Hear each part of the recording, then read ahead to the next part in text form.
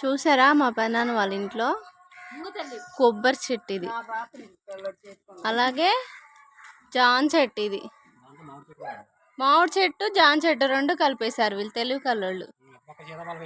అటు పక్కేమో సీతాఫలం చెట్టు ఉంది. అక్కడ చూసారా, అక్కడ చూడండి అంగో అది దానిమ్మ చెట్టు, దాని మీద దానిమ్మకాయలు అయితే ఒక 10 ఉన్నాయంట. ఇటు వచ్చేసరికి అదేం చెట్టు, అది కూడా జాన్ చెట్టేనా, అది సీతాఫలం చెట్టు అంట. చూసారా అసలు ఇంట్లో ఎన్ని చెట్లు పెంచుకున్నారు.